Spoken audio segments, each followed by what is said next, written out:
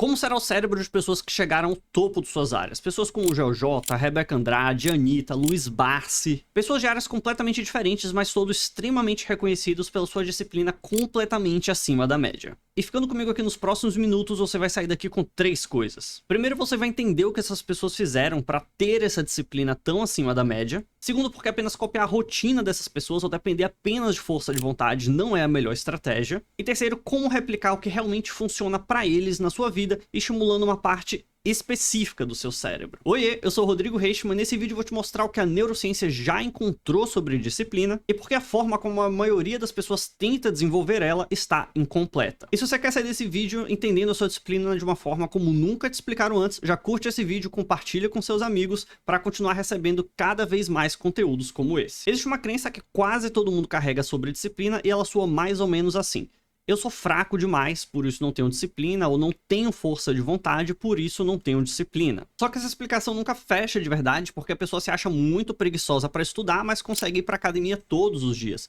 Ou então uma pessoa extremamente disciplinada no seu trabalho, mas extremamente desorganizada na hora de levar a dieta a sério. E se fosse só uma questão de caráter ou personalidade, essa inconsistência em diferentes áreas da vida não deveria acontecer. E a neurociência explica essa inconsistência de um jeito bem diferente do que a gente costuma pensar. Existem evidências de que a disciplina depende do funcionamento de uma região específica do seu cérebro e não de um traço seu de personalidade que funciona para todas as áreas de sua vida. Então você pode estar treinado numa área e destreinado em outra área. E as 3 coisas que a maioria tenta para resolver isso, como esperar a motivação chegar, copiar a rotina de alguém que admira palavra por palavra, ou adotar uma regra radical de tudo ou nada, costuma falhar exatamente porque nenhuma delas treina essa região do jeito certo. E é exatamente isso que a gente vai destrinchar agora. Existe uma frase do historiador Will Durant que resumiu as ideias de Aristóteles e que resume muito bem tudo isso. Somos o que repetidamente fazemos, e a excelência, portanto, não é um ato, mas um hábito. Décadas depois, o sociólogo Daniel Chambliss chegou a uma ideia parecida estudando nadadores olímpicos de perto. Segundo ele, não existe nada de extraordinário em nenhuma ação isolada de um atleta de elite. O que produz excelência é a soma de comportamentos comuns, sem nada de especial isoladamente, feitos de forma consistente um após o outro. Então, onde é que a disciplina realmente acontece dentro do cérebro? Em 2019, a neurocientista Alexandra Turotoglu e sua equipe no Massachusetts General Hospital publicaram na revista científica Cortex uma revisão analisando diversas evidências de várias pesquisas e apontaram a região do córtex cingulado anterior dorsal. Essa região funciona como uma espécie de calculadora de custo-benefício. Toda vez que você precisa fazer entre fazer algo difícil agora ou adiar para depois, essa é a estrutura que pesa o esforço que aquilo vai exigir contra o valor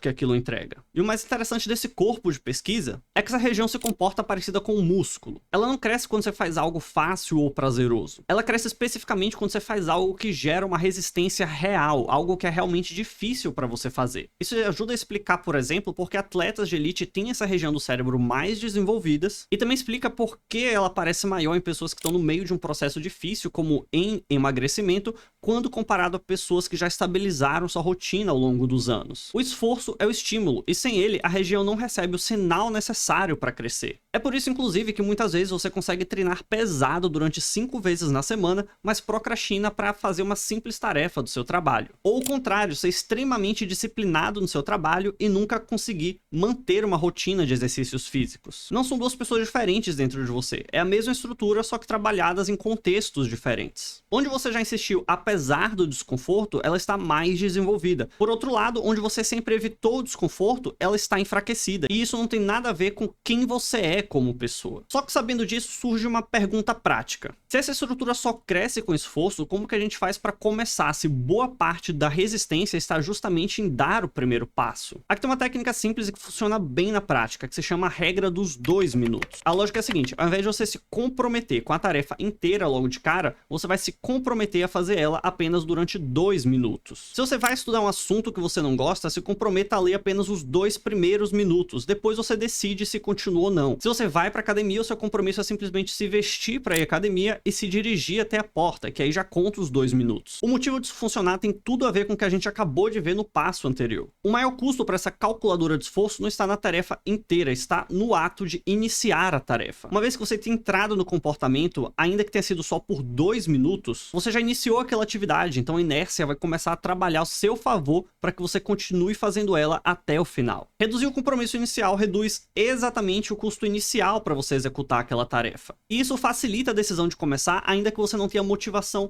nenhuma para fazer ela naquele momento. Antes da gente continuar, comenta aqui embaixo em qual área de sua vida você sente mais disciplina, em qual área você sente menos disciplina. Só de parar para notar essa diferença já é um exercício muito valioso para que você identifique em onde o seu ambiente está te impulsionando e onde ele está te travando. E falando do ambiente, aqui está talvez o ponto mais prático de tudo isso. A gente tende a achar que o que a gente precisa mais é de mais força de vontade, enquanto na verdade o que a gente precisa é eliminar a necessidade da força de vontade. Cada vez que você precisa decidir ali no momento se você faz ou não algo, se você vai ou não para academia, se você vai ou não se alimentar bem, se você vai ou não fazer alguma coisa, você está gastando um recurso muito escasso, que é a sua energia mental, que é a mesma energia que é utilizada na calculadora de esforço. Se você já deixa a sua roupa de treino separada, se na hora de estudar você já deixa o celular longe de você, você tira a decisão do momento de execução, onde ela normalmente é mais cara, e joga ela para a etapa do planejamento, onde normalmente essa decisão costuma ser mais barata, costuma gastar menos energia mental. Isso não é nenhuma trapaça, é reconhecer que o ambiente modula tanto ou talvez até mais o seu comportamento do que a simples decisão realizada com base na força de vontade. E vale até mesmo para coisas pequenas, como deixar a garrafa d'água sempre ao alcance de sua mão, ao invés de você ter que levantar todas as vezes para beber uma água. Ou então já deixar o livro que você está querendo ler separado na cabeceira da sua cama, ao invés de deixar o celular lá. Cada detalhe desse tira a decisão do momento em que ele é mais caro, que é no momento da execução, e você joga para o momento do planejamento. Assim, os seus hábitos, com o passar do tempo, começam a ficar automáticos pelo simples fato de você ter planejado o seu ambiente para executar determinado tipo de comportamento. Agora tem um ponto que quase ninguém fala com honestidade. Em algum momento você vai falhar. Você não vai para academia, você não vai estudar e vai voltar com aquele hábito que você estava tentando abandonar antes. Isso é praticamente garantido, faz parte do processo. Acontece com atletas de elite, acontece com pessoas bem-sucedidas, acontece comigo e muito provavelmente vai acontecer também, porque faz parte do processo. Não é uma exceção rara que só acontece com quem não tem disciplina. Uma pesquisa da Philippa Lally, da University College London, investigando pessoas que estavam tentando criar novos hábitos em sua vida, verificou que você furar um dia da sua rotina não quebra em nada a curva de formação deste hábito. O que quebra realmente a formação do hábito é você tratar esse furo como um fracasso total, como se você estivesse voltando para a estaca zero. E o que separa quem realmente constrói uma disciplina de verdade, com quem vive sempre fracassando, é justamente como volta a sua rotina no dia seguinte. Pensa na história da Rebeca Andrade, a ginasta que se tornou a maior medalhista de todos os tempos da história do Brasil. Segundo o site oficial das Olimpíadas, ela passou por 3 cirurgias no mesmo joelho ao longo da carreira, reconstrução do ligamento cruzado anterior, além de lesões no outro joelho e nos 2 pés. Cada uma dessas lesões era, na prática, uma justificativa perfeita para ela parar de vez. E mesmo assim, ela voltou depois de cada uma, se tornando a atleta mais condecorada, com mais medalhas num único ciclo olímpico. Ela mesma resumiu isso numa frase muito simples: a dor passa, os momentos difíceis passam, mas o orgulho de não ter desistido fica para sempre. Voltando para o cérebro, cada retorno depois de uma falha funciona na prática como mais um estímulo de esforço para aquela estrutura do cérebro que a gente viu na parte 1. Furar um dia é normal e faz parte do processo. O que realmente quebra tudo é você desistir porque em determinado dia você falhou. Na verdade, você julgar essa falha como algo definitivo e que você realmente não é capaz de fazer as coisas, esse pensamento é muito mais prejudicial do que você simplesmente aceitar que não conseguiu executar determinada coisa em determinado dia. Agora tem um ponto que eu preciso trazer porque ele engana muitas pessoas, inclusive muitas pessoas que olhando de fora parecem ser extremamente disciplinadas. Alguns comportamentos têm aparência de produtividade, enquanto na verdade é uma fuga para o que você realmente deveria estar fazendo. Como por exemplo, você passar tempo demais planejando algo, ao invés de executando as coisas que você deveria estar fazendo daquele planejamento para chegar ao seu objetivo. Passar tempo planejando demais, lendo demais, realmente estudando demais, pode parecer que você está chegando mais perto do seu objetivo, mas na prática você não está saindo do lugar. E para as pessoas vendo de fora, podem ver, olha como ele é aplicado, está estudando, está se planejando, mas no fundo mesmo, a pessoa só está se mantendo ocupada e não está sendo produtiva de verdade. Às vezes é só um jeito mais elegante de adiar, de procrastinar, o que dá desconforto de verdade. Isso não quer dizer que descansar, ler, planejar são coisas que você não deve fazer. Não, são coisas que você deve fazer sim, inclusive é recomendado que você faça. A diferença está em notar quando o comportamento aparentemente positivo está sendo usado especificamente para evitar a tarefa que você realmente deveria estar fazendo. Um exemplo muito comum é você passar horas e mais horas montando um planner, montando uma planilha, montando uma agenda, criando todo um cronograma semanal e você passa a tarde inteira nisso e no dia seguinte, ao invés de você começar a executar, você percebe que tem que fazer um ajuste aqui, outro ali e você realmente não está progredindo. Você passa o tempo todo planejando ao invés de fazer o que realmente deveria estar sendo feito. E aí, quando você realmente vai começar a executar as coisas, você passa mais 2, 3, 4, 5 dias lendo alguma coisa sobre produtividade, lendo alguma coisa sobre como se organizar melhor. Parece um dia produtivo visto de fora, afinal de contas você está executando coisas, mas na prática é a mesma fuga de sempre, você só encontrou uma forma mais bonita de fazer ela. Vale se perguntar de vez em quando se aquilo que você está fazendo realmente está te aproximando do seu objetivo ou está te protegendo de encarar o que importa. E aqui chega o ponto mais importante de tudo, porque ele desafia até mesmo um pouco das coisas que a gente viu aqui neste vídeo até agora. Existe uma frase muito repetida no universo do desenvolvimento pessoal de que disciplina importa mais que motivação. Só que uma pesquisa recente publicada em janeiro de 2026 na revista Current Biology, conduzida pelo pesquisador Ken Ichi da Universidade de Kyoto do Japão, sugere o contrário. O estudo trabalhou com macacos e identificou um circuito no cérebro deles entre duas regiões chamadas estriado ventral e pálido ventral, que funciona como uma espécie de freio de motivação. Quando esse circuito está ativo, o animal evita de fazer uma tarefa desconfortável, ainda que ele saiba que existe uma recompensa no final. Quando os pesquisadores enfraqueceram esse circuito, os macacos passaram a topar realizar aquela tarefa difícil sem sequer que a recompensa tenha sido alterada. Ou seja, o que estava travando o comportamento não era a força de vontade, era o freio da motivação. Juntando tudo isso com o que a gente já viu aqui, a leitura fica muito mais completa. Disciplina não é o oposto de motivação. Disciplina, na verdade, é a consequência da motivação. A pessoa que parece disciplinada, que treina todos os dias, mesmo cansada, que estuda todos os dias, mesmo sem vontade nenhuma, na verdade tem uma motivação